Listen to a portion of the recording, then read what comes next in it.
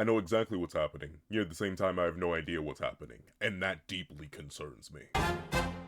What's up, guys? That guy with a pencil here. Fun fact, I do mean to have it on me and keep it on me at all times. And fun fact, here we are for me to give you my thoughts on the current state of Fortnite in 15 minutes.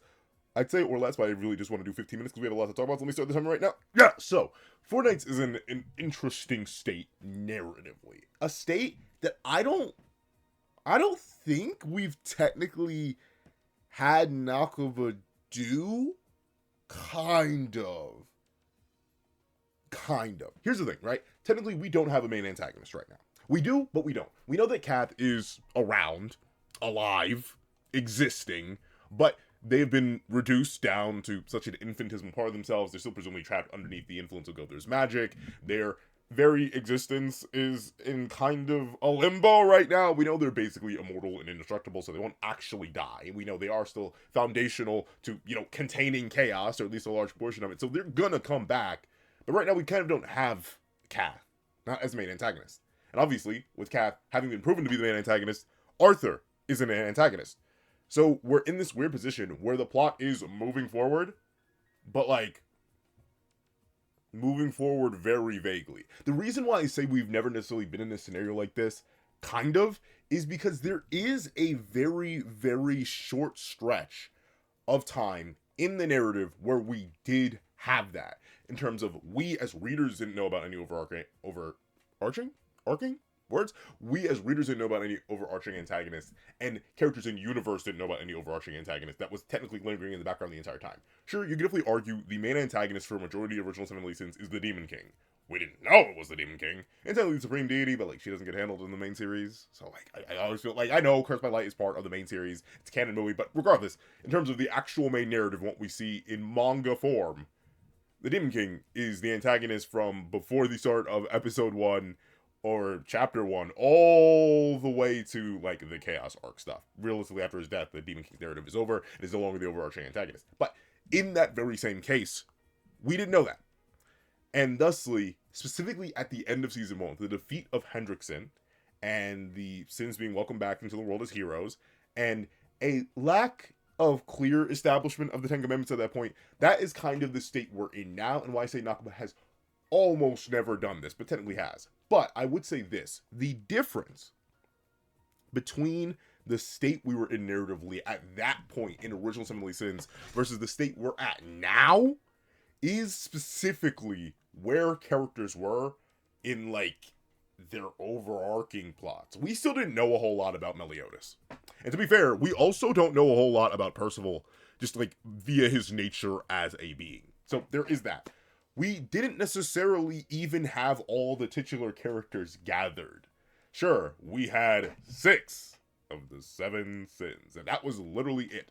We had Gother, we had Mel, we had Diane, we had King, we had Bond, and we had Merlin kind of sorta.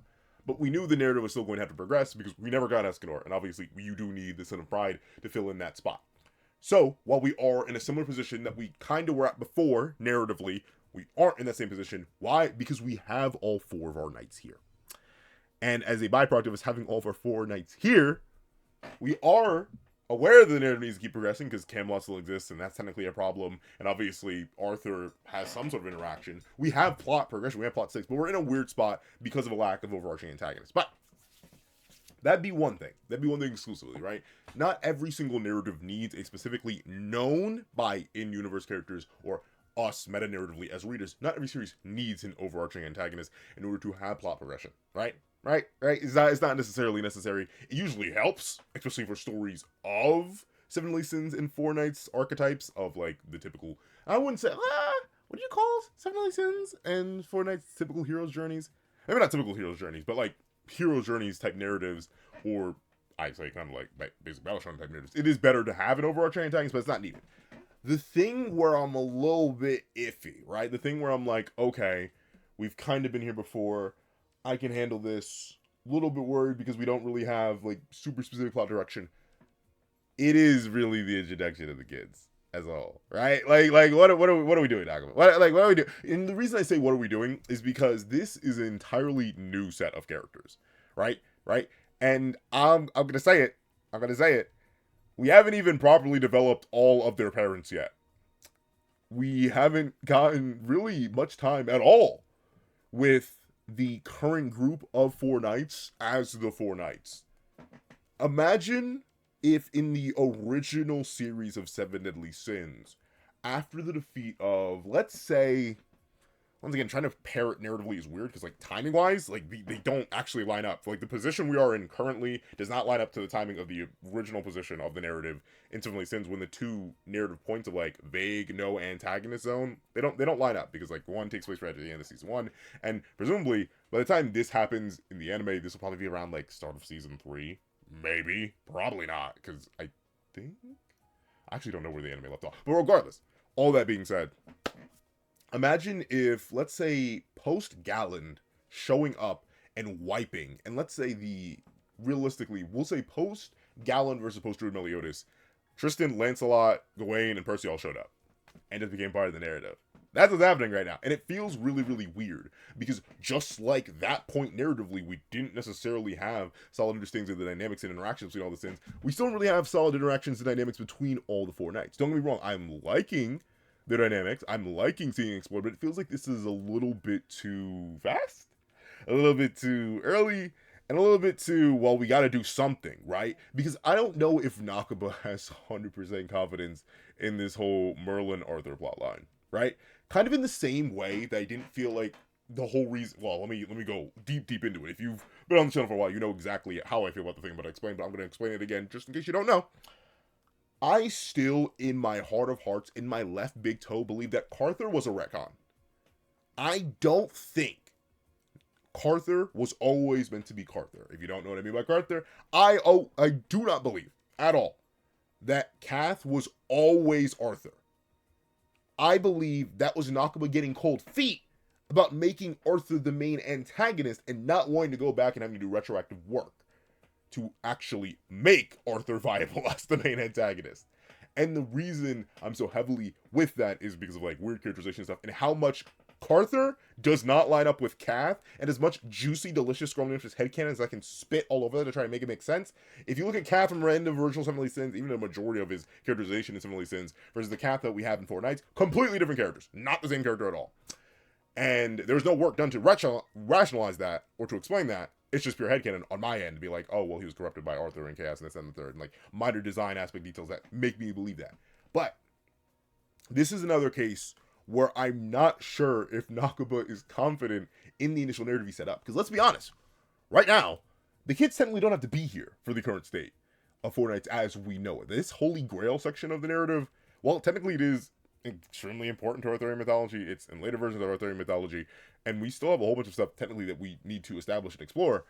But we are going down the Merlin discovery plotline, right? That's what the latest chapter of the time recording is about.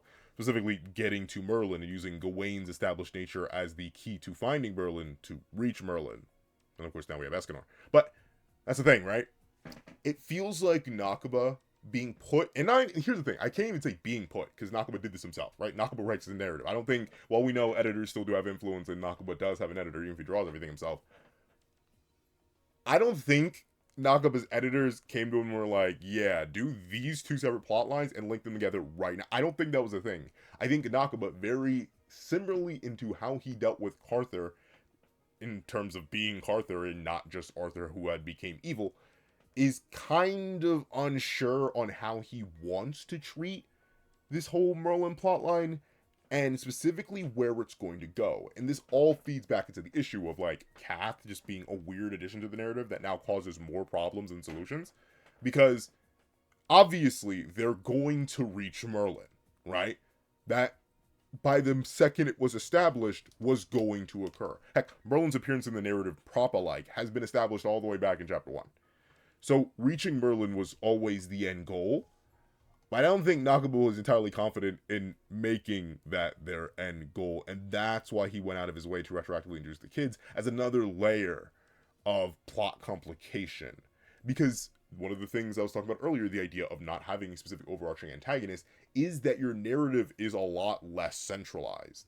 Even if you do have a specific non-antagonist point to be going towards, that still leaves your narrative a bit unfocused. the best way, at least I've always understood, to maintain narrative like interest, if your narrative is slightly unfocused, is to introduce these complex unknown variables. And of course, the kids are the perfect complex unknown variables, considering, they're the kids of our main cast. Once again, though, I circle back to the issue of this being part of the current state, and that's something that happens a little bit later, because the dynamics and interactions between our actual titular cast aren't as well developed or well established. Unfortunately, as much time as we've had with our four main cast, this is the first real section of time we've gotten to see them actually be the four Knights of the Apocalypse. Sure, we got them for 2 seconds in the Leonis arc. Lance then immediately left. Sure, we got them together for a little bit right after the Leonis invasion arc when they went to Walnock. They weren't even together there.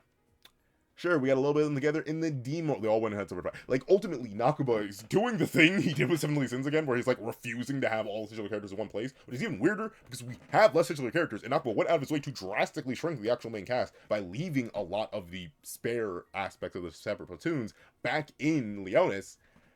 But, at the same time, it feels like he doesn't know what to do with them, which is why he's throwing all this extra stuff at them.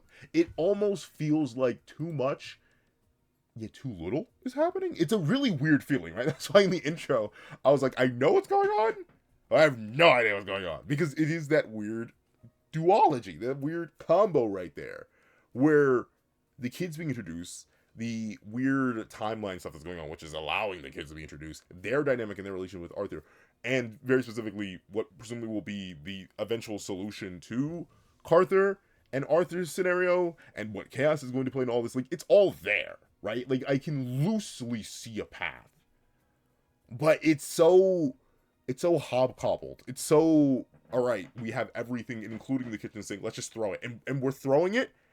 And so far, if I had to give a bit of praise to this current point that we're at in the narrative at the time of recording, the character dynamics are immaculate. I love these 3 chapters for the strong characterization that they have for each of the cast members, and I do like seeing our knights be a dynamic, or be a group that heads this manga as they've been since the inception of it. But it's a really weird feeling where the characters almost stand independent from the narrative, because the narrative itself doesn't, I'm not going to say doesn't exist. It's really weird. It's weird to talk about, because I can't say the narrative doesn't exist, because the narrative obviously does exist. But it's not, it's really weirdly decentralized and spread out. And this also bleeds into, like, an overarching idea that I gotta make my own separate video about. That'll probably be a fully scripted one, though. Talking about, like, Nakuba's weird indecision and how consistent it is. Because, yeah, Kath is gone, but Kath isn't actually gone. Yeah, Elizabeth is out of the narrative, but she's not actually out of the narrative. She's comatose. Yeah, all the Sins are in real bad, serious danger and trouble. Not really. They're kind of all fine. I mean, Bond's still old, and he may die, but not exactly. Oh, yeah, the Four Knights, they know about what happened back in Leonis, but, like, they don't really. Like, it just I feel like we're taking a lot of half steps, and if I had to describe, like, the current point in the narrative that we're at, it is half steps supreme, thrown together, trying to make a full step. And then we have extra excess step on top of that. And it's interesting. Overall, I will stay and say that I'm pretty excited to see the way the narrative is going. That's why I had to wait so long and get to, like, a point where I'm like, how do I actually feel? I am still erring towards the positive mostly, if only for the fact that I didn't really like Kath as a main antagonist. And I'm interested to see how Nakuba plays with it. And obviously, the main thing I glazed Nakuba for, the main thing I'm invested in Seven Deadly Sins for, even if I do worry about the narrative and inconsistencies, stuff like that, is the character work. And I've been getting really good character work, especially in these latest 3 chapters, and the past couple chapters even before that. So I'm excited, yet nervous, because there are a couple different ways Nakuba could take this with the whole time travel stuff, and I just don't know how it's going to go. And this is completely ignoring the fact that our protagonists still feel really, really, really overpowered.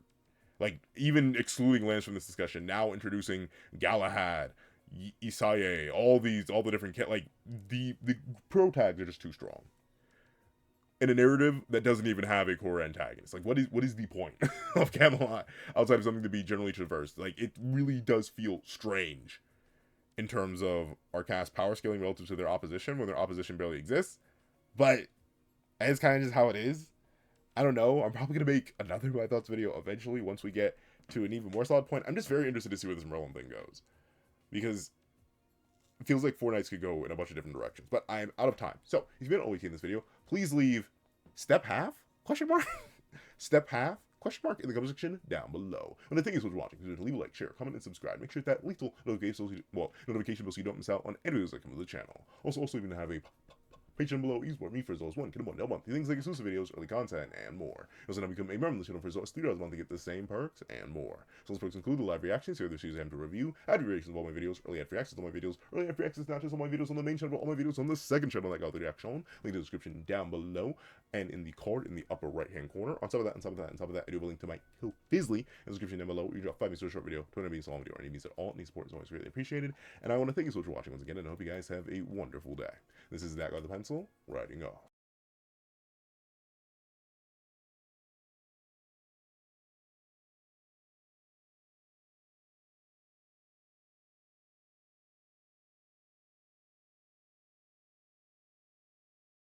I'd like to give a thank you to our sketch tier members: Eternal Flame, Redwolf 4765, Astro, Glacier XZ, Zera, J2MA, Buddha Ura, Yuki Ally, Grim, Ollie, Corey Watson, Damon Brown, Tim Thomas, Kaving, RXN, Dead Meme, Kian Stewart, Edwin Igbinoba, Straw, Antavius Mitchell, Super Flame Zero, Weary Exile, Alex Kenny, Todd, The Practical One, Landon Clapwick, Heath Nelson, CAET, Plant Crone, Brandon Payne, Black Sage, Multi-Batman Superman, Zalims, Joe Bean, Sleepin' John, The Young Family Pastel Pandora, Mo City King DKG, Akulare Babatunde, Union I, Athenzi Shear, Sino King, CCC, Enzo, Kitty Liddy, Axis XC, Praise the Sun, Magic, Andreen Bonnet, Scion, John Malcolm, Black Doctor Strange, Donovan McIntosh, at JDog2656, Aswin Hedi Pasetia, Sheesh King, and Yo Extras. Then I'd like to give a thank you to our line art tier patrons: Dread Zoen, Kevin Encarnacion, Lucas Stace, Midnight Lord 21, and Sean. Then I'd like to give a thank you to our ink tier member, Shrimpo the Fourth Shrimp 06. And I'd like to give a thank you to our digital art tier member, J Warrior. Then I'd like to give a thank you to our colored art tier patrons, Walkie Munoz and Walkie Munoz.